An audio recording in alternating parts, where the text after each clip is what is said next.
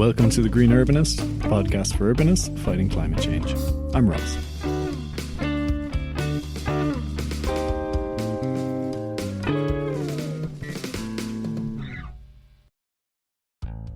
Hello everyone. Today's episode is a conversation with Conrad Richardson, the return of Conrad.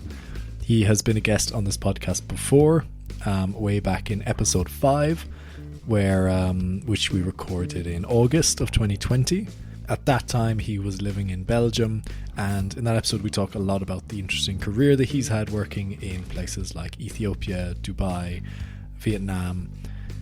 Conrad is an urban planner and a sustainable mobility specialist, and he's also fascinated by innovations that are happening in the developing world and how we can, help developing cities become more sustainable, particularly through the transportation lens. Because he's been on before, we didn't spend much time talking about who he is. We basically just jump in to the topics we wanted to talk about. So if you're interested to learn more about his backstory, you can go back to episode 5. You don't necessarily need to listen to that to enjoy this episode. We talk about, mostly in this episode, we talk about the work he's doing right now, living in Cambodia, and working with cities in Asia to create sustainable mobility plans to get people moving around these gigantic, chaotic cities in a more sustainable way. Amazing, huge challenge, and just really interesting work. What's really exciting about this episode is that Conrad is also a brilliant filmmaker. He has a great YouTube channel called Urban Dialectic. You can also find him on Instagram under the same name. And we recorded this podcast episode, with video as well in high quality. He's edited that together and put it on his YouTube channel, Urban Dialectic, the full episode with video, and he's spliced in images and video footage illustrating the topics that we're talking about. It's really, really great. Really, really great thing if you like watching your podcast as well as listening. Definitely go and check that out. You're going to enjoy his videos. He does a lot of videos about travel and about urbanism, and he has a very nice presenting style. This is a long episode, so I won't keep you here in the introduction too long. Let's just jump right in. Enjoy the conversation with Conrad. Welcome, Conrad. Welcome back to the Green Urbanist. It's great to have you. Hi, Ross. Yeah, great to be back indeed. And as you say, I think it's been over a year since we recorded our first podcast. And things have changed quite a bit for me.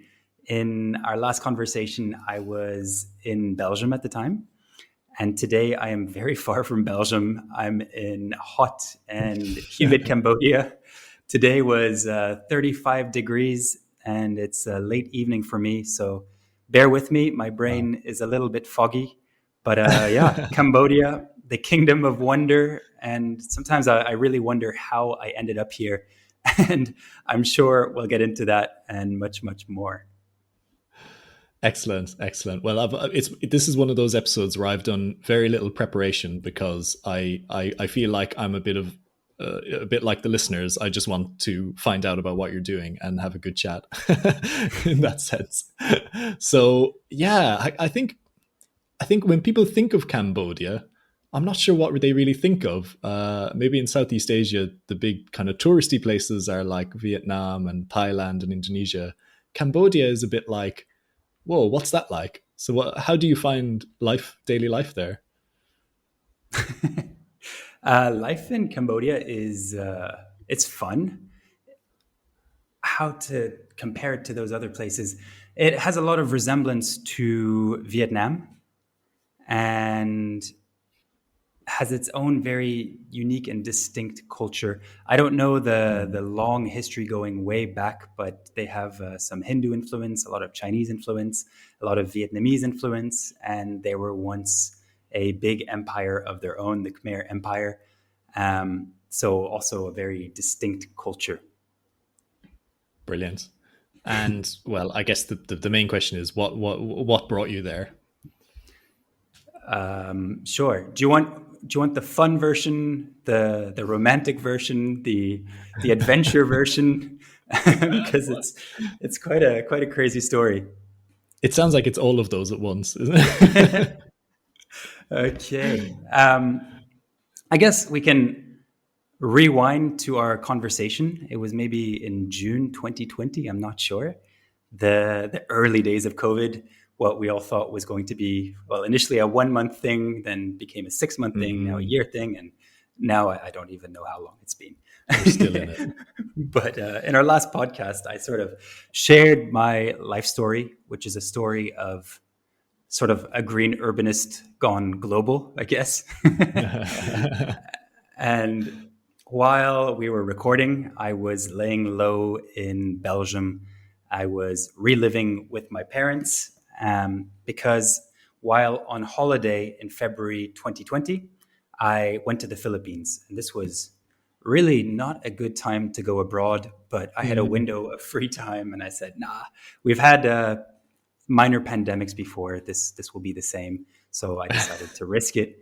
But while in the Philippines, the world quite suddenly went into lockdown. And like dominoes, country after country started shutting their borders.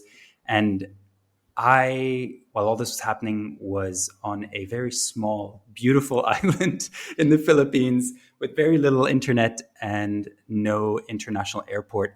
So I was very disconnected. It was great. It just wasn't the right time to be that disconnected. But surely enough, the global situation continued devolving, and I sort of found myself stranded on this little beach, living in a tent. And as a place, it was probably a good place to be in a context of a pandemic, but I couldn't stay. Yeah. The military was deployed, and all tourists had to go home. But there were too few flights from this island to an international airport, so I, had to wait it out and just figure out what to do. And eventually, after several days of absolute chaos, it turned into, well, a little paradise holiday into somewhat of a nightmare. But eventually I got an evacuation flight to a bigger island, Luzon, where the capital of the Philippines, Manila, is. And from there, after pitching my tent in Clark Airport and spending a couple nights in the airport in my little tent, I managed to get on the very last flight back to Dubai, which is where I had been living, where my home was, my girlfriend was. And I think we spoke quite a bit about that in the last podcast. But I never explained this story because this had all happened shortly before we recorded. And I landed in Dubai. I couldn't enter the borders or couldn't enter the country because the borders were closed to residents. So I continued on to Belgium, where my parents live, where I got to spend 8 months with them, or they had to endure my presence for 8 months. But sort of a blessing in disguise, because I don't get to spend much time at home, at least not in the last couple of years. And yeah, without going into too much detail, I found myself out of work, and I could never resume my work in Dubai, and I've sort of never been back since. Wow. And I still have possessions in the bedrooms of friends. But I'm going off on a couple tangents. And I think my stories, they tend to bounce around a little. But back to Cambodia.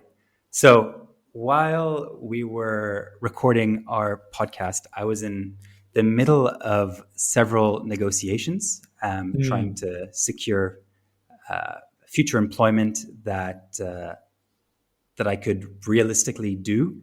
And at the time, I was working for Blaze Transit.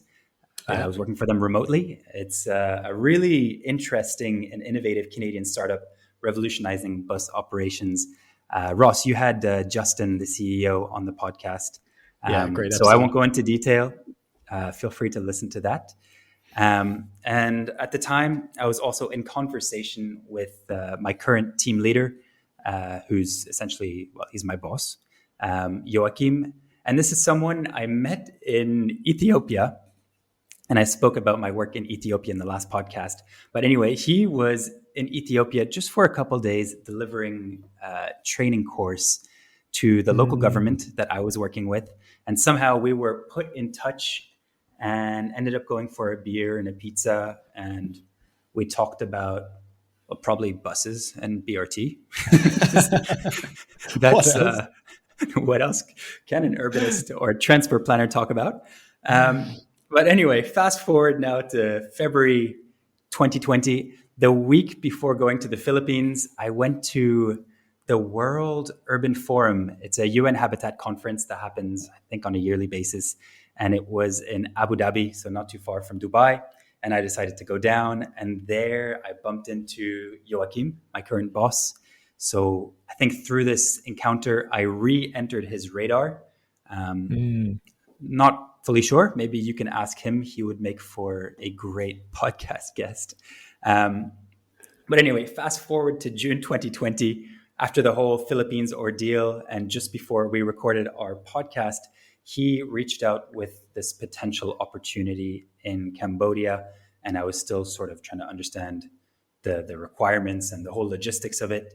And it turns out Cambodia was one of the only countries where I could reunite with my girlfriend. And it just so happened to be a really interesting project, almost perfectly aligned for all my previous project experiences. And so I went over to Cambodia to be a contractor on a GIZ project. And GIZ is the German International Cooperation. It's kind of like the World Bank of Germany, or the DFID that you have, DFID in the UK, or AFD in France. But GIZ is less focused on issuing loans for setting up projects, but more focused on international cooperation. And I think I can make it slightly more clear the type of work we do as we go deeper into our conversation. But we focus more on capacity building, on skill building, and GIZ has a really interesting portfolio of projects all around the world. A lot of urbanism and transport-related projects included in their portfolio, and we can get into that as well. And anyway, I shortly thereafter, after I was shown or invited to take part in a project, I moved to Phnom Penh, the chaotic Cambodian capital, and now been here for 1 year. And again, I'm sure we'll speak a little more about Phnom Penh, this really weird and wonderful city. Excellent. Yeah. I wanted to ask about Phnom Penh. What's the population? I'm not actually sure. It's more than 1 million, less than 2 million. It's one of these things I should know. Well, I wonder Here we go. how accurate because often in Africa and Southeast Asia, sort of census data is not very reliable. So it could be officially 1 million, but it could be in reality like 1.7 million or something crazy like that. So I just pulled it up. It's about 2.3 million. But as you say, I don't know if it's the daytime population or nighttime population. There's a lot of daily rural urban commuters. But it's a relatively small city compared to the other Asian capitals like Jakarta, Manila, Bangkok, which are absolutely massive. I think they're all mega cities, whereas Phnom Penh is a little city in the backwaters of Vietnam, but a fascinating city nonetheless. Yeah, it's funny when you put it in perspective. I guess 2 million is quite a lot in Europe, but quite small in Asia. Yeah, about the size of Hamburg. Right. So what kind of work are you doing then? Please just tell us what how does I guess it's like, what would a German bank / capacity building organization be doing in Cambodia? It's sort of something that I think people don't realize is a job you can do. So tell us what it is. It's good question. Sometimes people find it hard to grasp what exactly these types of organizations, the type of work they do. We're not consultants like you would find in the private sector. We're not an NGO. We're very much not necessarily ambassadors for Germany, but we are here without specific business intentions. We're not here to turn a profit, but we are here to promote certain concepts and practices. And the big agenda or the main focus of our specific project is to promote sustainability. The German government fully acknowledges that climate change is real and isn't enclosed by political borders. Therefore, it's in Germany's interest and everyone's interest to promote sustainable mobility. And, these are emerging countries and cities, and they're currently booming. So it's a really good time to try to get things right.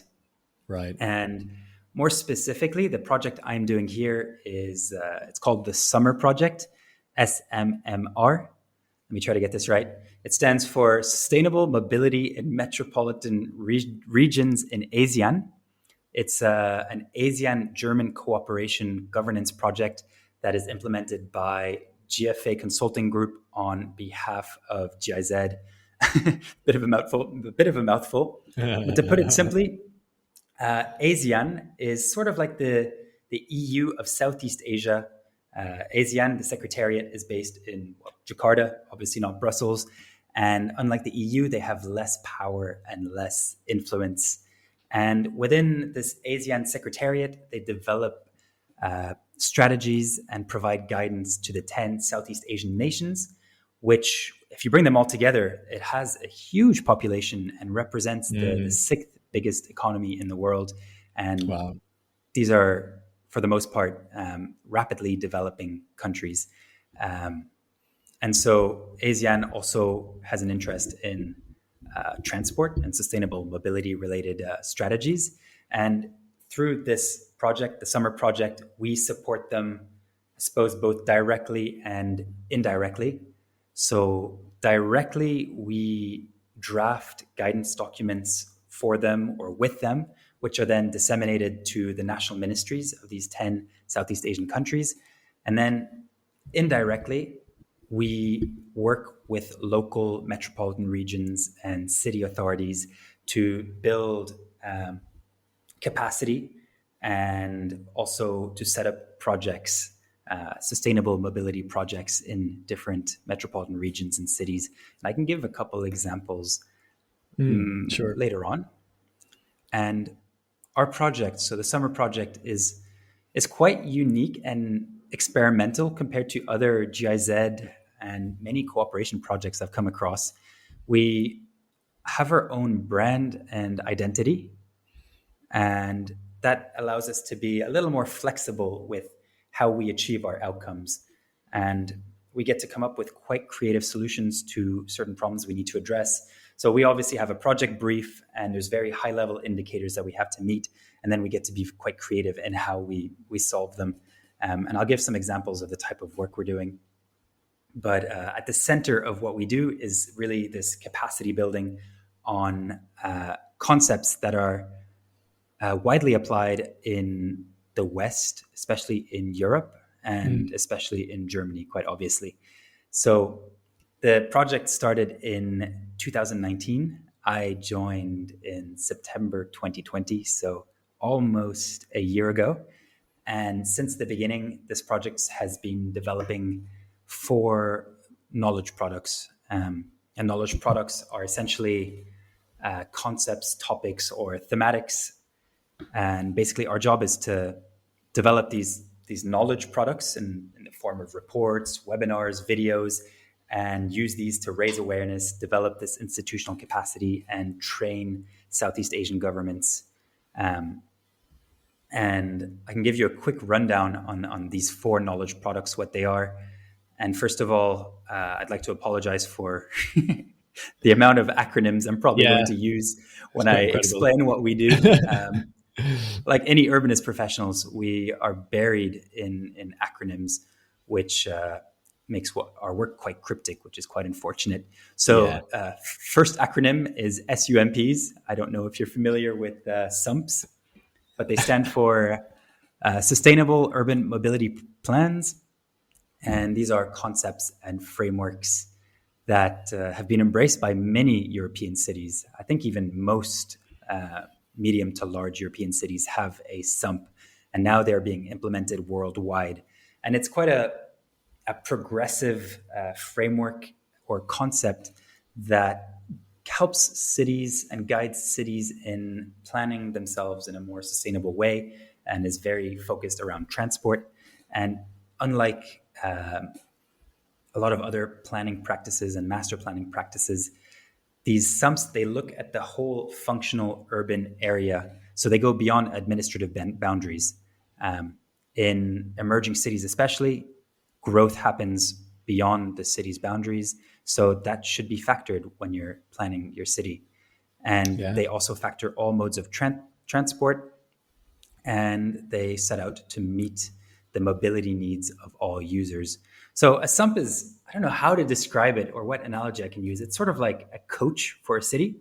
It's really there to guide you, but it's not super prescriptive, and Okay. it provides a 12-step approach.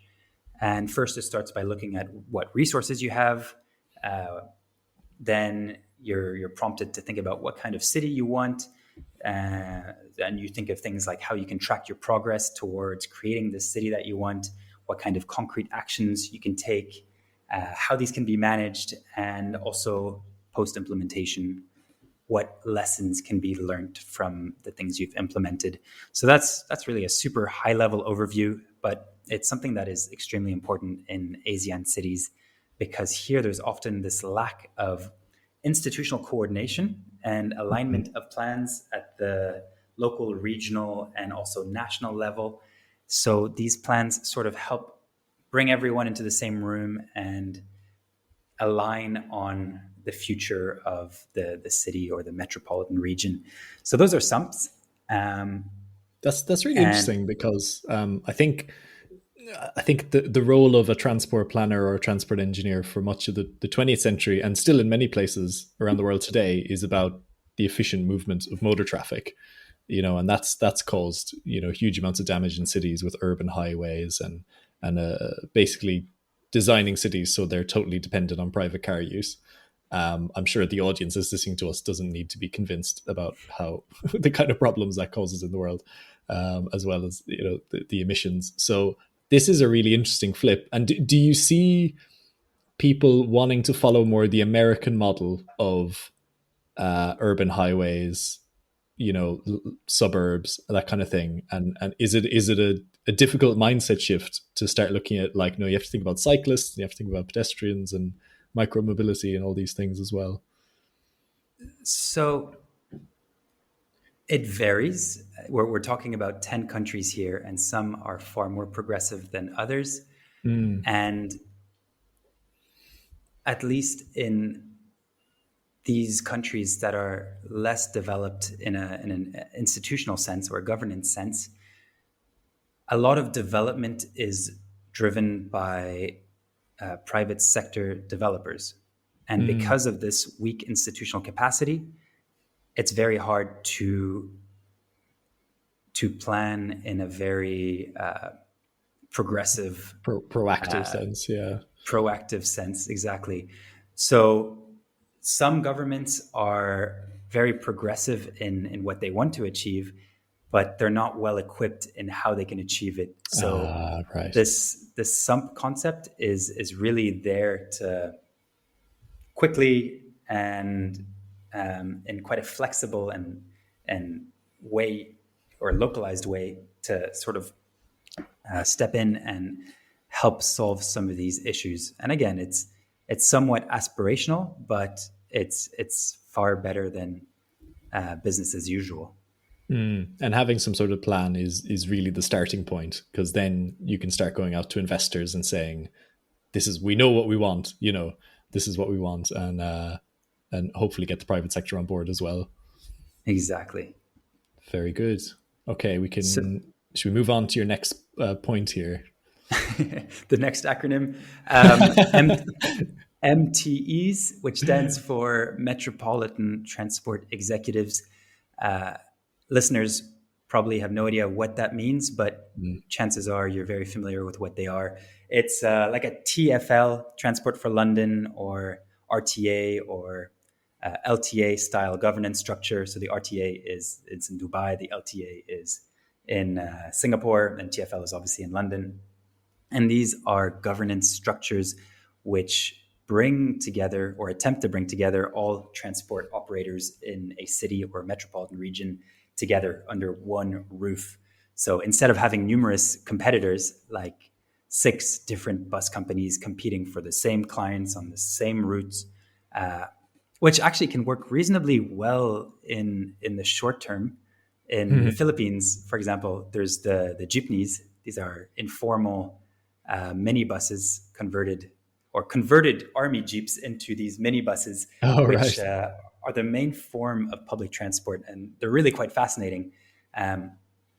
But they're highly competitive with one another. There's a lot of independent operators or very small cooperatives. And in the medium to long term, they really start to have collectively damaging behavior and generally offer a poor service quality. So in these contexts, it's really good to develop this MTE, this Metropolitan Transport Executive, to try to rationalize and optimize these routes, and also to sort of centralize the transport budgets and finances, which makes it possible, or at least a lot easier, to develop big public transport infrastructure projects like BRTs and MRTs. And also, if you have a tram, a BRT, and MRT all in the same city, you ideally would like to have a unified, smart ticketing system. And for that, you need to have some form of governance that manages all of this centrally. So I suppose you could say that in the short term, these MTEs, they can be quite negatively disruptive on existing operators. But in the long term, they have numerous benefits, and the risks of not forming MTEs is far greater than having these MTEs. In Manila, they have it's called the PUVMP, another acronym. It's the Public Utility Vehicle Modernizations Program, which is looking at these jeepneys, and they don't want to fully eradicate the jeepneys, but on certain corridors, there's so many jeepneys who provide very high frequency trips, and it's perfect for a BRT, which would really tidy up the whole streetscape. You could provide higher capacity buses, for purpose or purposely designed stations. So the jeepneys right now, they stop everywhere and people jump on and off. It's quite chaotic, and they also pollute a lot. So it's looking at how we can re-rationalize the public transport operations, and in certain locations provide higher capacity modes of transport. So in the short term, these MTEs, you could say that they're quite negatively disruptive, because by tidying up a lot of the informal transport operators, they do cause a lot of hardship. But in the long term, they have numerous benefits, and the risk of not forming these MTEs can potentially be higher than business as usual. Yeah, that's it. That's interesting, isn't it? Because there is, I suppose, a human cost to these things. People have had a kind of informal market for many years, and then suddenly you step in and starts getting more highly regulated. It's sort of not really their fault that they've been allowed to do something that maybe was not regulated enough for many years. I suppose there must be ways of integrating, I guess, the existing private sector stuff, but in a maybe more regulated way. It's a bit like Uber in London, where eventually they had to, start getting registered and paying their employees, and you have to come up to the standards that we expect of a transport provider, kind of thing. Yeah, it's an unfortunate reality, and I briefly mentioned the jeepneys. In the Philippines, they have what they call the PUVMP. It's the Public Utility Vehicle Modernizations Program, and another big acronym. Another acronym. And as part of this project, they're working on a BRT project, but they're also looking on how to formalize and sort of tidy up the jeepneys. So along certain corridors in Metro Manila, for example, where there's just back-to-back-to-back jeepneys, it's a clear it's quite a logical location to put in a high capacity, much cleaner, much more organized Right. BRT with designated stations, um, and instead using the jeepneys as a feeder service to some of the key bigger stations. Ah. So that's one thing. As part of the PUVMP, they also have a micro loan program to help the old jeepney drivers upgrade to modern, I think they're Euro 4 or Euro 5 jeepneys. And by that, I'm referring to the engine standards and also electric jeepneys. I actually made I did a deep dive video on this specific topic where I spoke to someone from the Department of Transport, someone from Clean Air Asia, an NGO, and a industrialist who's built the first electric jeepney, and he also built the Pope Mobile when the Pope came to the Philippines. So I can guide anyone interested in that direction. It's a fascinating topic, and I have to say the Philippines is doing a great job. They have huge challenges, but they're not shying away from them, and they're being very progressive in many ways. And unfortunately, what they have to do is very negatively disruptive for many individuals, but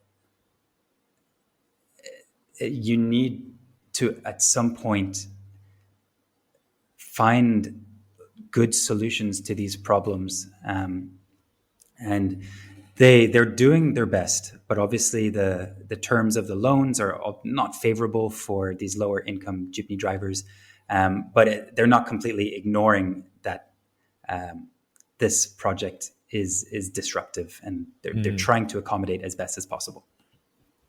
What strikes me about these two, the mobility plans and the metropolitan transport executives, is that they're obviously European concepts, but actually there's plenty of cities in the UK that I've been involved in, local authorities who don't have them either, and it's a huge problem over here where small, medium-sized cities don't have any control over their transport, and it's not jeepneys or anything like that, but it's private bus operators that are just not providing a comprehensive service because it's not necessarily profitable to do that. And then of course you just get people locked into using their car. So it's definitely we're talking about the developing world, we're talking about Southeast Asia here, but equally we need these things to happen in our cities as well. Yeah, absolutely. A lot of these concepts don't trickle down to the medium-sized cities in the UK and in Europe, which is quite unfortunate. So the next topic acronym is ITS and open data. ITS is Intelligent Transport Systems, and that's sort of my bread and butter. It's what's my core topic as part of this project. Cool. Okay. And I spoke a lot about ITS in the last podcast, I believe. But basically, I'm working on ITS from a governance perspective this time around, not from an engineering perspective. And just to paint a clearer picture, a city generates so much data, and this data can be used to add value and to create new systems and services. And using this data, you can really optimize your whole transport ecosystem. But to do this effectively, you need certain governance frameworks to govern the thousands of hardwares and softwares that are required to operate your city. And this technology is invisible, but it's everywhere, and it enables all our urban systems and services, whether we're talking about traffic lights, bus systems, all the apps that you use to get around. There's a lot of technology behind the scene that we take for granted. And so cities, ideally, they need frameworks.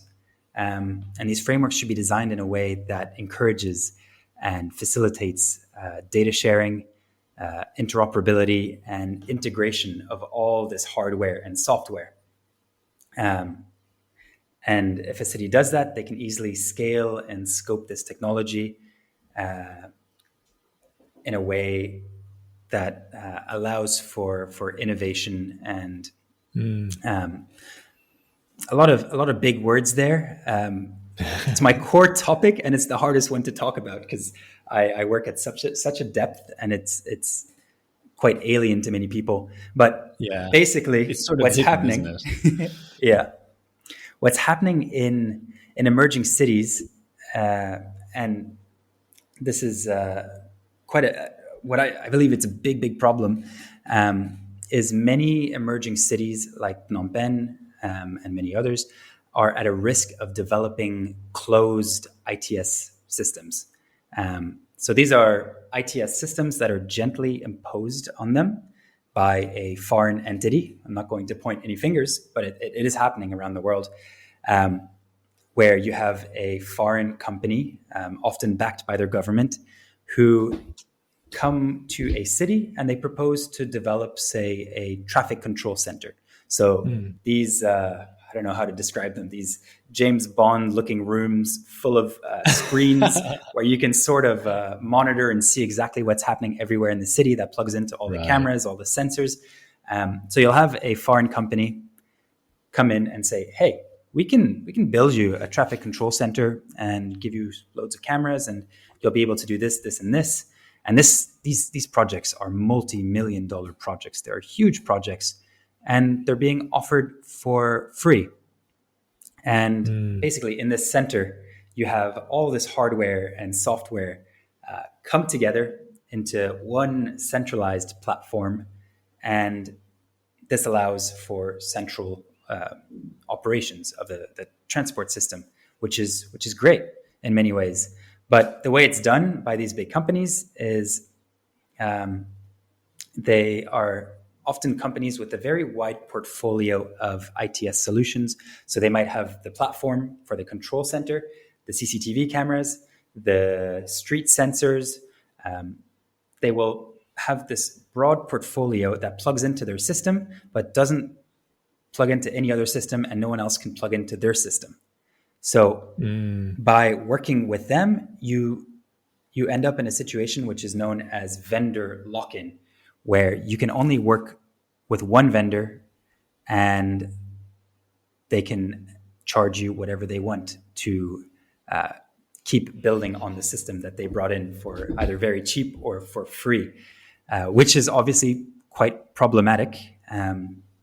There's very much strings attached with many of these projects. And this is unfortunate because it can hamper a lot of local innovation. So say this happens in Phnom Penh, and I'm not saying it is, it could happen here or any of the other cities in Southeast Asia where a control center like this is built. And then you have a local startup build a great solution that is perfectly tailored for the mobility needs, which are very unique in Cambodia. And they want to make it part of the operation control center where a lot of transport is managed, but they can't because the system is closed. So as part of our project, we advocate for creating open systems that allow for the sharing of data between different hardware and software, regardless of the manufacturer. So we're agnostic in that sense. We can interoperate and we can integrate.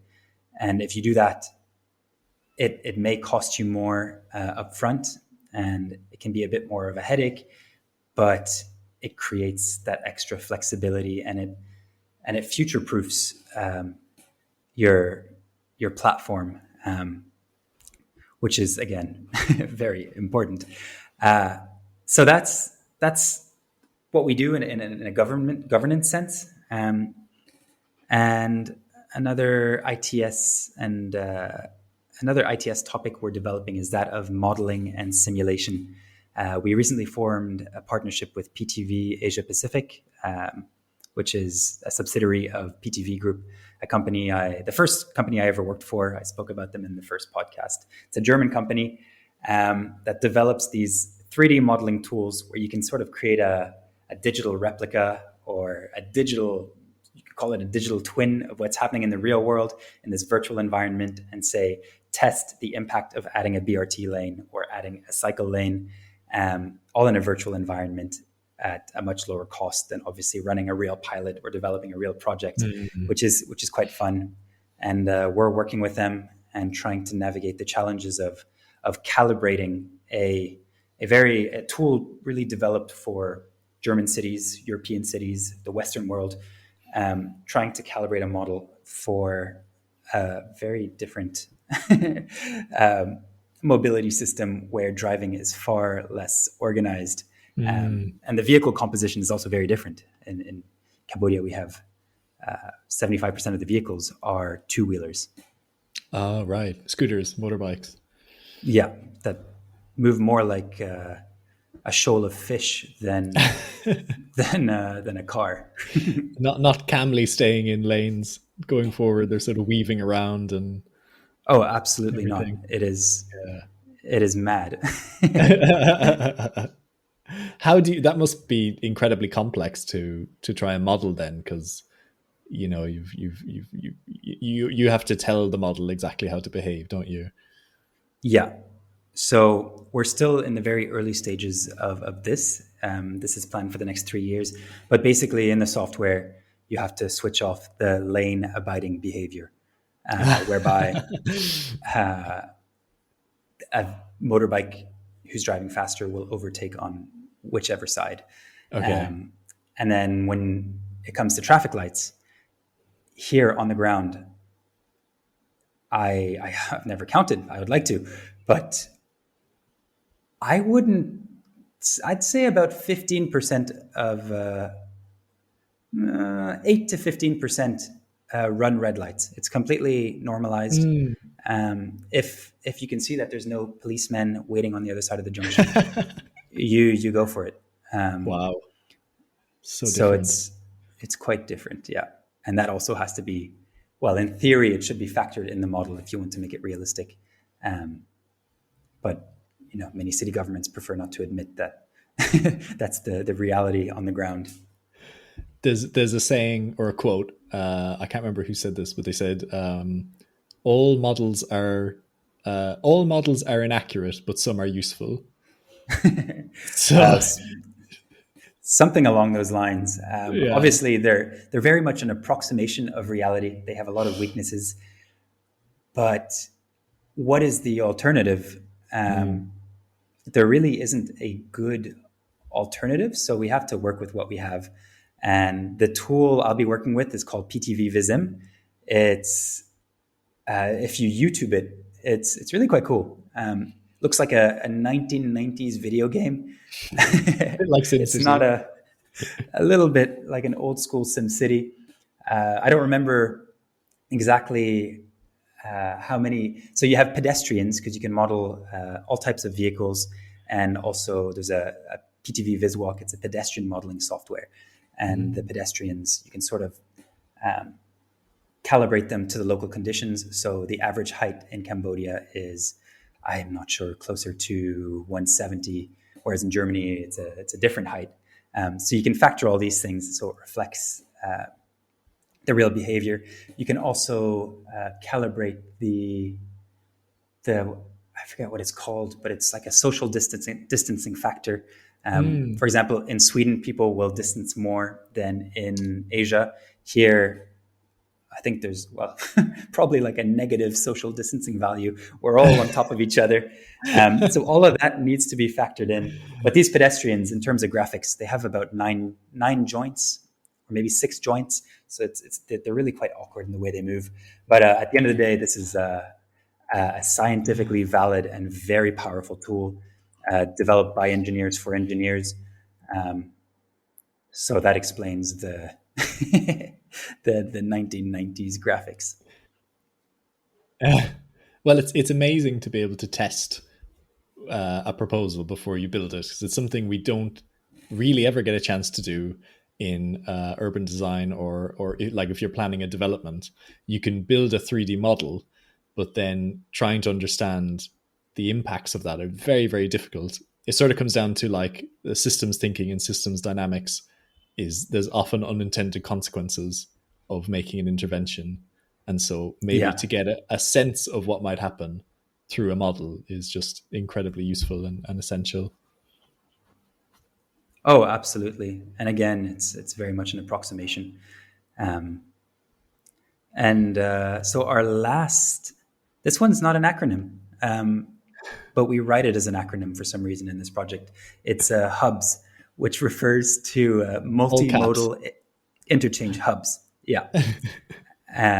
And I think it's quite evident. These are basically nodes or stations, and they come big and small, and they're places where one can sort of interchange from one mode of transport to another, which is extremely important if you want to promote non-car based sustainable mobility, because it's great if you can take the metro or the tube to a certain station, but if that station is far from your end destination, you need to be able to interchange onto a different mode, whether it's a micro mobility scooter or a bus. You need these hubs, and these ideally should allow for smooth, safe, and seamless interchanging, and should provide the most dignified Mm, experience possible for users. Because if you don't do it well, then people will be more inclined to drive. So you have to make public transport as convenient and comfortable as possible. So these hubs, they exist at the intercity level. So going from Phnom Penh in Cambodia to Siem Reap, also in Cambodia. So you need hubs for these bigger buses where you go from city to city. And once you arrive in the new city, you interchange onto here. It would either be a tuk-tuk, or they have shared electric motorbikes that you could use. So we're trying to provide guidance on best practice to create these hubs. And again, you really need an MTE to make this possible. And you need oh yeah. governance structures, but also knowledge on how to effectively develop public-private partnerships. A hub is sort of like an airport. You have a lot of retail opportunities, advertising opportunities. So we're building guidance around this topic as well. And yeah, these are our 4 topics, and they all overlap in some way, shape, or form. That's so interesting. I mean, it's so great to see real best practice guidance, coming through, because, as you know, same thing about these hubs and with the modeling, we still don't do it in everywhere in Europe or in the UK. So we are catching up, and we're sharing our experience with other countries that are growing much more quicker, much quicker than we are. um, I wonder, is there, do you, I suppose maybe we touched on this a little bit already, but like, what's the what's the risk of trying to translate European concepts over to like an Asian context? Is it more of a, um, as you said, adapting the models to these much different conditions, um, or is there just a different kind of mindset that you need? I suppose, what's the question I'm asking? It's like, do you think there's anything you're missing, I suppose, by being a European rather than being a local? So the answer is yes, absolutely. These cities are very dissimilar in many ways. In Europe, just general behavior is different. Like streets, tarmac streets are for cars. That's that's just the way it is. Here in Cambodia, well, just downstairs from my building, all our streets are shared spaces, but none of them are shared spaces. So the street is used for transport, but it's also the marketplace. It's Yeah. also a place where people play badminton if it's not such a busy street. Um, so it's very different to Europe, and it's not necessarily good to parachute in foreign consultants like myself who come in and say, "Hey, we've got this cool concepts that works really well in these European cities. You should try them out." So I think that is a weakness. For me, it'll always be hard to overcome some of the cultural barriers, but I've been living and working in emerging cities for several years now, I have more experience in these types of cities. I have, for example, worked on non-motorized transport projects in Ethiopia, BRT projects in Bangladesh, and I have picked up many lessons on these projects that I can bring over here. So yes, I'm a Western foreign consultant, but the bulk of my work has been working in these emerging cities. And the same applies to my colleagues. And we're on long-term missions here. So we have time to get to know the city. And I think we can speak about that in a couple questions time. The city itself and how it's really different. And I can do my best to paint you a picture of the craziness of this city, because it's really quite fascinating.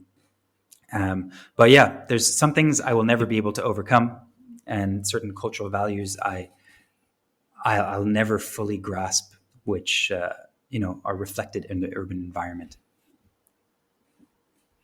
I think starting from that position of knowing that is very, is the right way to do it, isn't it? Because you want to, that also gives you, I suppose, the mindset of saying, okay, I'm going to work with the client and I'm going to learn as much from the client as they'll learn from me, which I always find working in somewhere that is quite foreign, I suppose, to our own experience.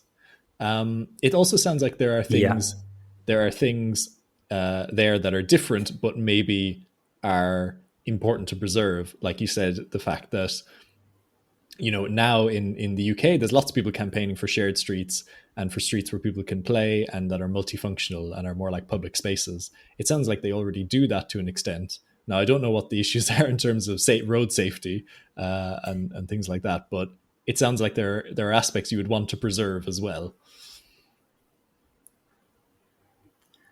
You would think so. However, that very traditional way of life is slowly being eroded by, I don't know what you'd call it, but this automobile-based development, Right. which is definitely happening in Cambodia.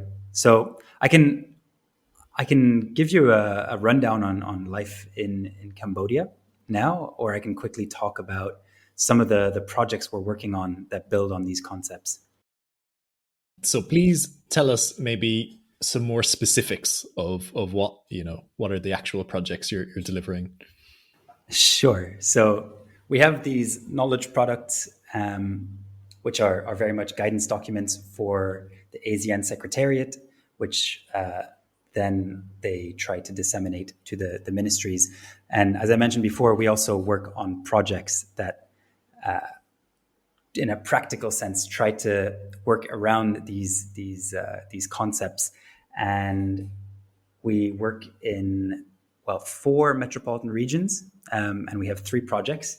And one of our projects that touches on, I suppose, the MTE and the hubs topic is a cross-border cable car from Vientiane, the capital of Lao PDR, the country of Laos, you might know it as, over the Mekong River, so the international border, into Nong Khai, which is a border city in Thailand. And through our project, we developed a vision for this cable car. We looked at all possible options. This one seemed to be very well suited, and we've now sourced the financing for a project preparation study of this cable car to really appraise whether or not it's economically and technically viable, which is quite a cool project, because at this specific location, if we look at it at a macro scale, we expect huge growth.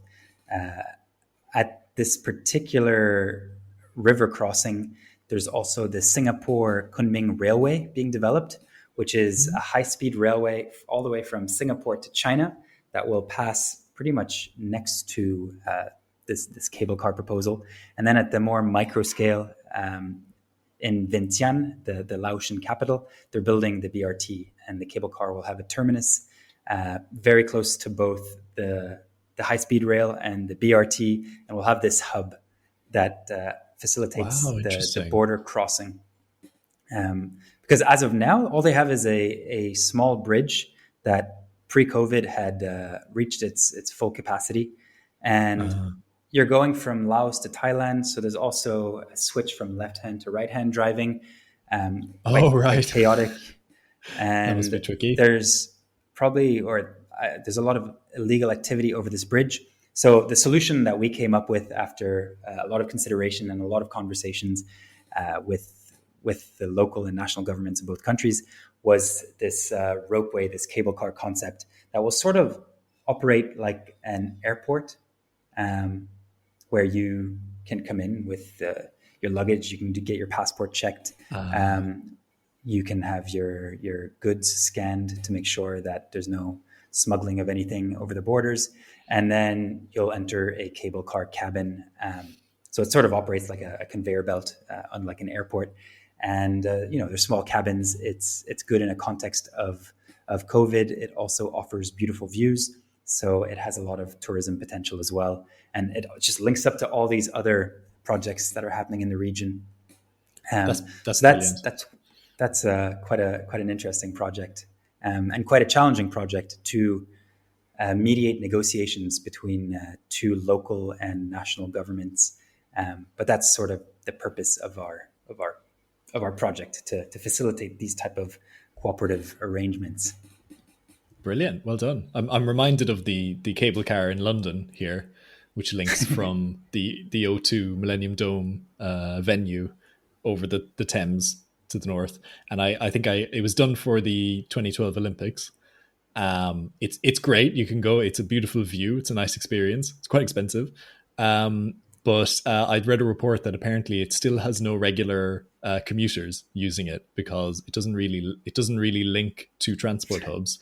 There's a tube station on one side and a light rail station on the other, but there's no reason why you would want to interchange between the two. You would just take the tube into London, or you take the light rail into central London.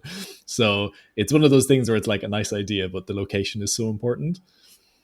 Yeah, absolutely. I've ridden on the London ropeway, and yeah, you arrive and there's really nothing to do on the other side. The time I went was as part of a university excursion, with a bunch of urbanists, and we were talking about what went wrong. But otherwise, I never had a reason to go, because it really doesn't Exactly. link two places. And then, real quick, in Vietnam, we're developing not a BRT, but a quality bus corridor and partnership, um, which is a step back in a sense. Vietnam was very keen on developing lots of BRT systems for their primary and secondary cities, but BRT doesn't seem to work well in these motorbike dominated cities. Hmm. So they Why is built that? a BRT in Hanoi. So my reason, and I think I spoke a little bit about it in the previous podcast, this is what I did my dissertation on, is motorbike and two-wheel mobility, which dominates in Vietnam and Cambodia, provides really effortless mobility. Hmm. Um, and these cities have evolved around the motorbike, at least in Vietnam, since 1986, when they opened up their borders. This country got flooded with motorbikes. And since then, everyone has been going everywhere by motorbike. The land use has evolved around the motorbike. Wow. Walking, the most natural form of like human activities, is near impossible. So you build a BRT. How are people going to walk to a BRT station? Ah, Uh, right. you can't. You have to drive your motorbike, but you're already on your motorbike in a medium-sized city. You might as well just drive to your destination. So in Hanoi, the forecast ridership has not been met, which is a bit worrying. Um, but the country still wants and really needs to provide higher quality public transport. So in Canto, a city much closer to Cambodia than to Hanoi, but still in Vietnam, we acknowledged this and we said, okay, let's not build a full-on BRT. Let's cut the costs and build something more suitable. So we're looking at a quality bus corridor, which has all the features of a normal bus and only some features of BRT. And has a strong governance component where we're going in and, again, touching on the MTE topic, we're trying to bring together a lot of independent and small scale operators and trying to formalize them and bring a bit of coherence to how they operate. And as part of this, we're also developing some supporting infrastructure, higher quality bus stations, unified ticketing, and these types of things. And in the next phase of our project, this isn't confirmed yet, but we might also explore ways to create hubs or micro hubs around the quality bus corridor stations where we integrate them with shared electric motorbikes or different modes of micromobility or bicycle sharing, so that when you arrive at your destination in this rather poor walking environment, you have a mode of transport, a two-wheeled mode of transport waiting for you that you can take to get to your end destination. So in a sense, we're increasing the attractiveness and viability of the project and increasing the station thresholds by adding this extra mode of transport. Do you think that I'm thinking about these cities that are sort of dependent on motorbikes? Motorbikes are obviously very inefficient with their fuel. Motorbikes and scooters are very polluting. Do you think electric bikes, electric scooters will play a role in at least reducing the emissions from those? I absolutely. So the uptake has been slow. I wouldn't say relatively slow. I don't know what it's relative to, but their electric mopeds and motorbikes are slowly emerging. It's not a topic I specialize in at an ASEAN level, but I've taken a lot of interest in electric motorbikes in Cambodia. There's a couple companies who sell electric motorbikes, and there's one company that offers a shared electric moped service.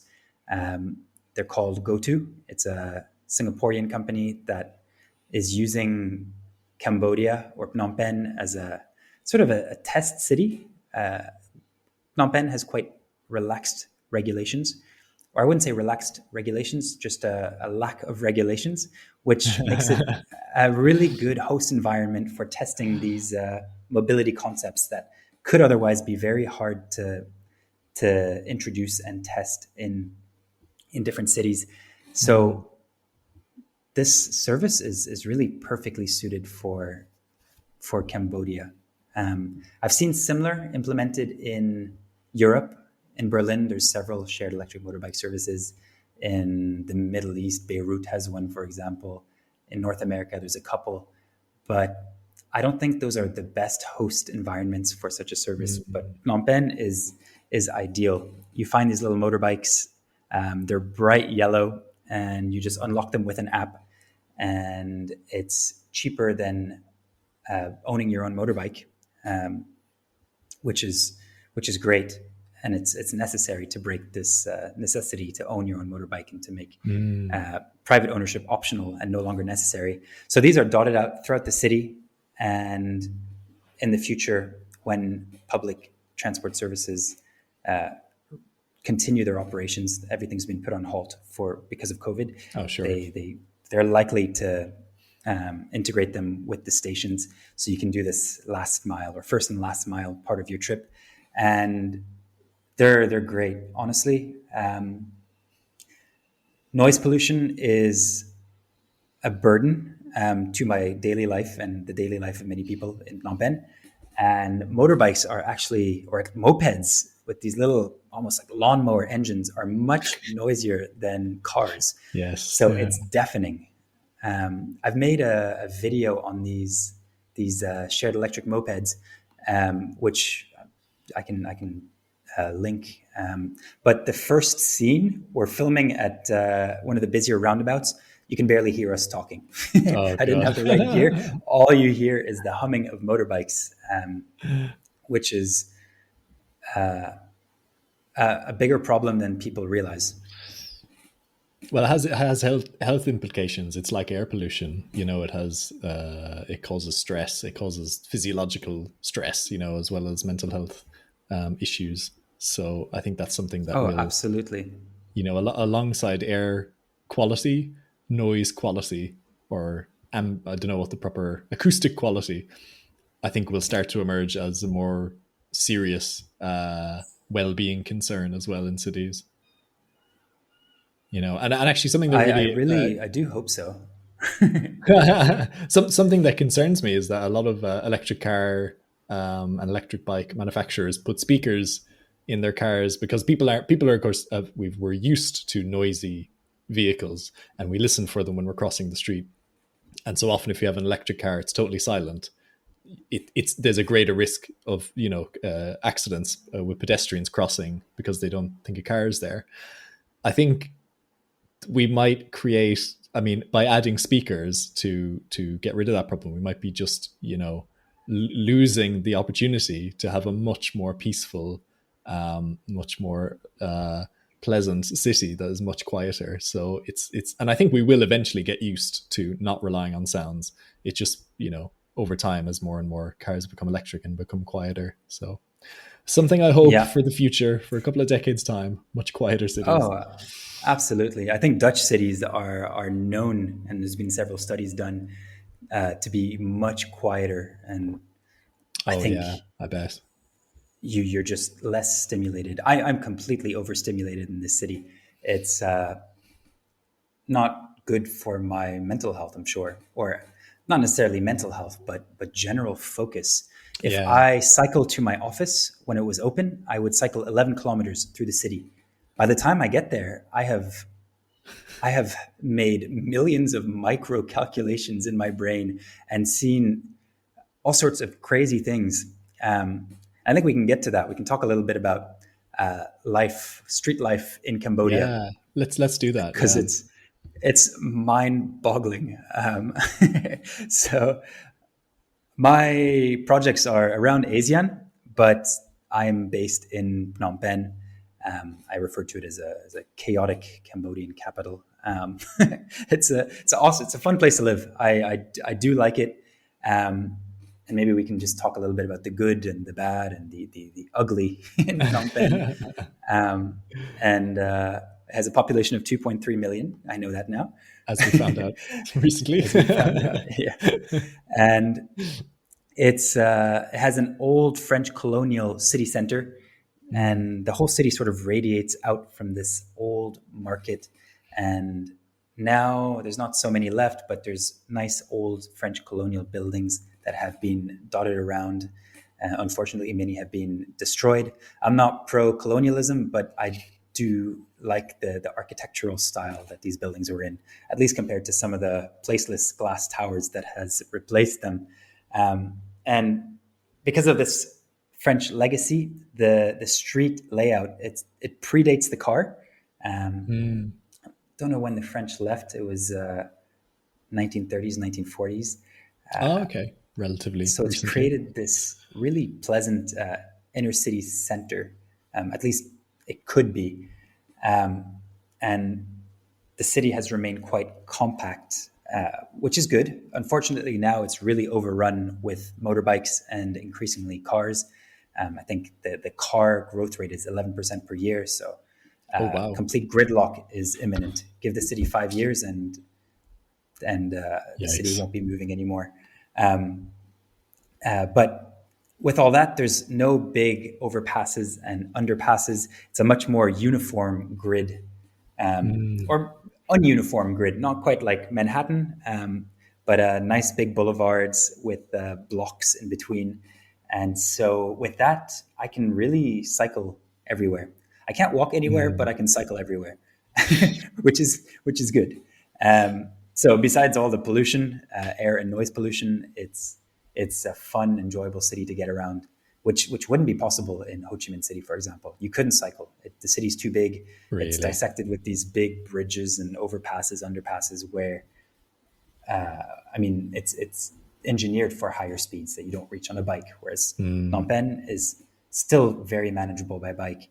I am probably slower than a motorbike, but I'm faster than a tuk-tuk, which is good. And I think we mentioned this several times, but it's also a very motorbike dependent city. And if you come here, and I hope you can, you're going to be just blown away by the sheer number of motorbikes on the road that, as I said, they flow like shoals of fish. I don't know what the percentage is, but 75% of the vehicles that are registered are motorbikes. And they very much form the backbone of the economy and play a very important role in moving people and goods. And they cradle a very heavy responsibility. The city really depends on them. If you snapped your fingers and removed them, business would grind to a halt almost instantly. Because if you go about your day in Phnom Penh, you come across all kinds of businesses that operate off the back of motorbikes, or often adapted motorbikes. Like you have barbecue, wouldn't call them restaurants, street food on wheels. The guy that will like cut your keys, he's got a motorbike and he's adapted it so he has a third wheel with a component where he has his little shop window, but on his motorbike, shoe fixers, banana sellers, where it's so hard to explain, but they build, I don't know, like a platform off the back of their motorbike where they hang up the bananas. And it's not like bananas in plastic packaging. They come from the countryside with fresh bananas still off the branch, and they balance them on both sides of the motorbike, sell them in the morning, and then drive back. Incredible. Wow. And they also have remorques. So that's the French word for trailers, une remorque, which they've used in the Khmer language. And it's basically a trailer for a motorbike, which you don't see much of in Europe. But these trailers themselves also come in all shapes and sizes, and they carry all sorts, like an entire bed frame. So in between the street blocks, there's a lot of I wouldn't call them informal settlements, but definitely not planned settlements with very fine grain housing. So very narrow streets, and you have these motorbikes with these trailers carrying entire beds. I've seen motorbikes with these trailers carrying entire trees, or a trailer that's got planks of wood set up. So it makes like a minibus with space for up to 12 people, just pulled by a motorbike. There's so much innovation happening off the back of these motorbikes. What else? I've seen motorbikes carrying motorbikes. The list is endless. I can only send pictures because it's hard to believe. I'll try and share some of that on my Instagram because it's marvelous. It's incredible. And yeah, just building on this notion of very dense, compact, semi-informal settlements. In Europe, you have many cities trying to create the 15-minute city, which is a great concept. I really like it.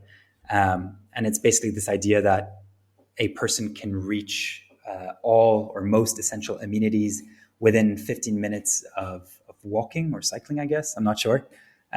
But here in Phnom Penh,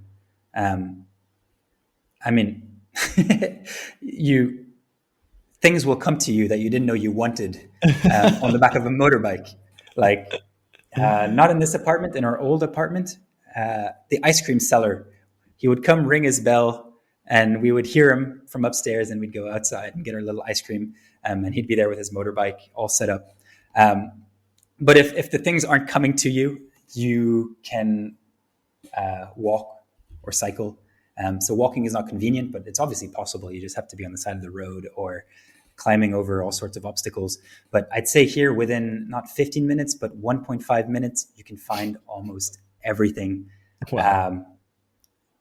Down from this apartment, it's closer to a main road, but my old apartment was sort of a tower in the middle of an informal settlement. And within 1.5 minutes, I could get coffee, I could transfer money, I could get a haircut, I could buy a wedding dress, I could do all my grocery shopping, I could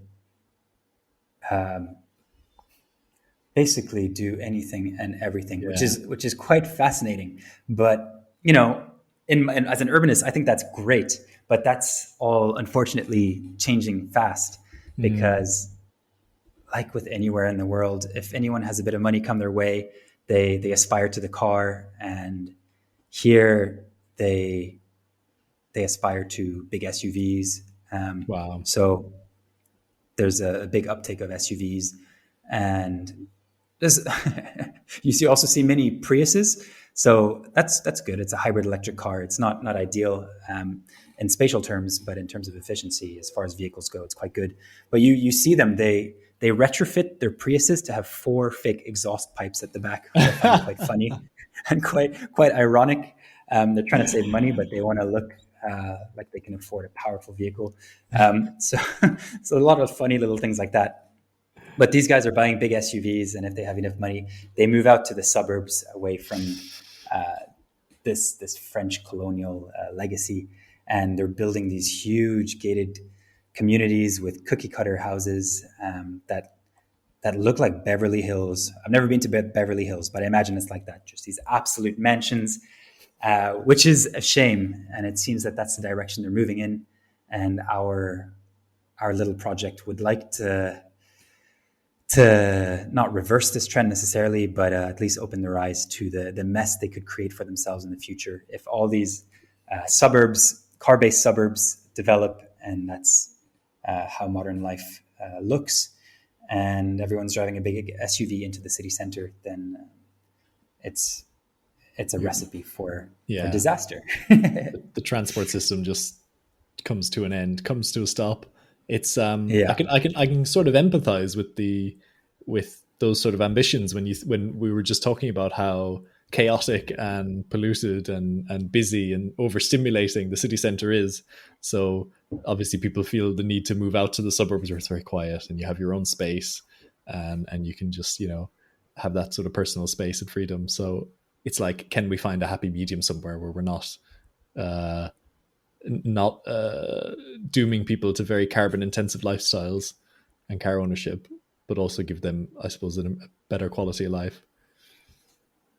Yeah, it's striking a good balance, and I mean, there's many good examples, or there's few good examples, unfortunately, but they do exist where you can have this high quality living that still fosters community development and inclusivity.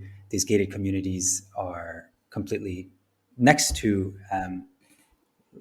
lower income residential neighborhoods, but they build a big wall, basically a fortress in between, and you enter through the gates.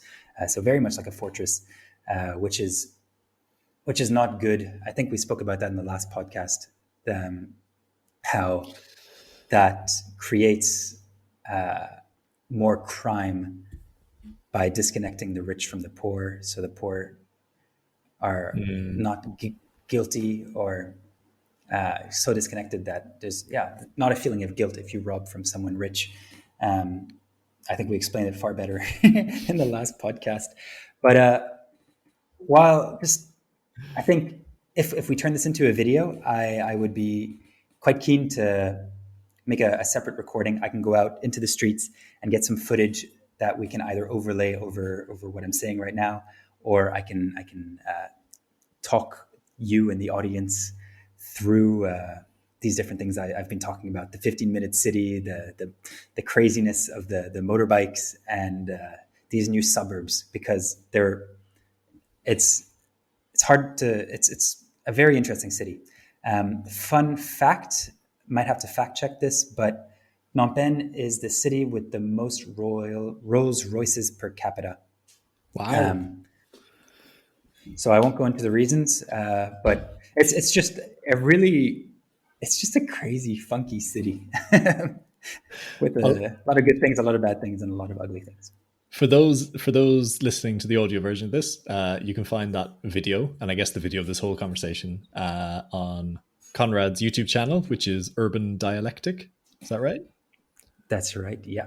And there'll be a link in the description. Definitely have a look at it, all of his other videos, which cover similar sort of urbanism with a bit of travel kind of topics, which are really, really interesting and a really, really good mix. And also you have a great Instagram page. So, links to all that. And I think, if anyone who's found this conversation interesting will be interested to follow you as well. I have done several video series from Cambodia in Phnom Penh um, with a very strong urbanism focus. So a lot of this content already exists and much more. I made a video on the last cyclo, which is a pedal-powered tricycle, um, which was developed when Cambodia was a French colony by a guy called Pierre Coupeau.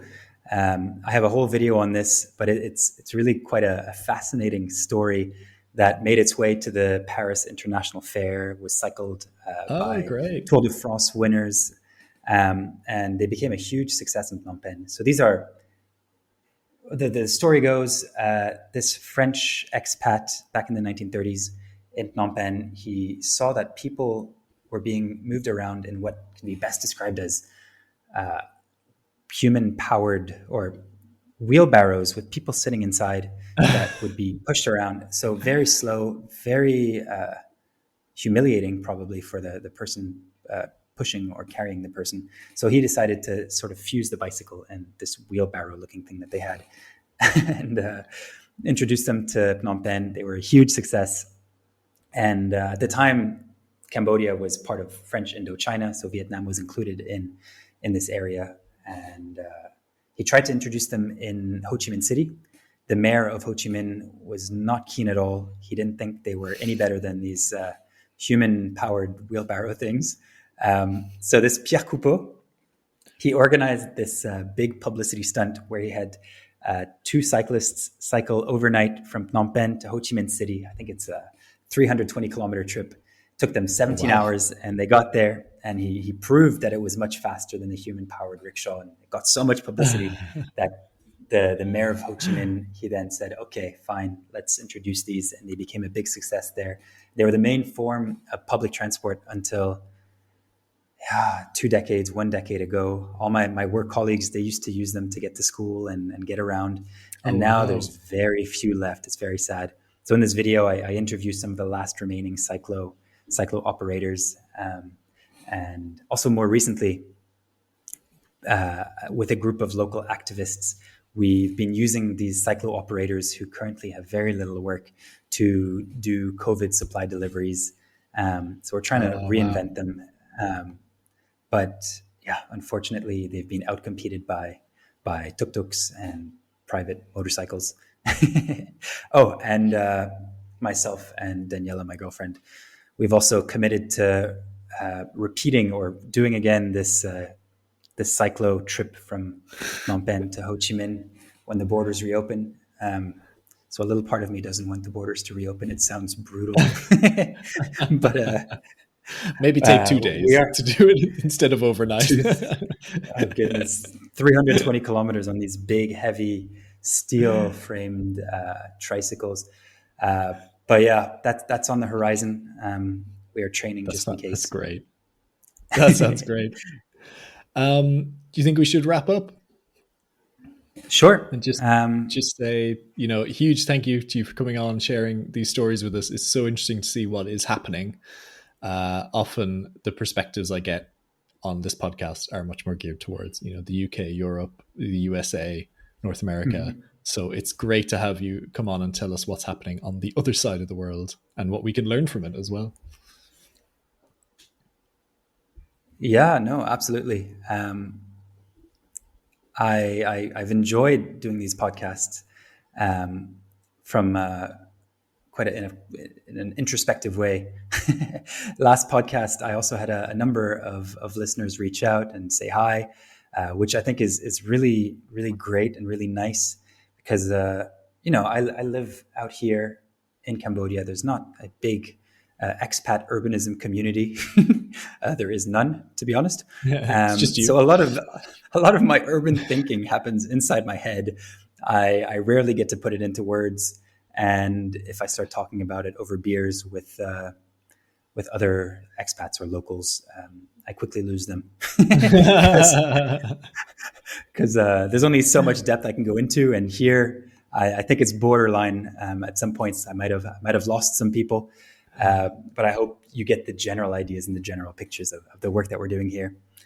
So thanks again, Ross. I think last time we called it urbanism therapy. We can stick to that. And yeah, I guess thanks for giving us urbanists this platform to speak. My pleasure, my absolute pleasure. As I said, people can contact you or follow you at Urban Dialectic on Instagram, I guess also on LinkedIn as well. Yeah, Instagram, LinkedIn, Facebook, all the usual social media platforms. Marvelous. Okay, thank you so much. Great stuff.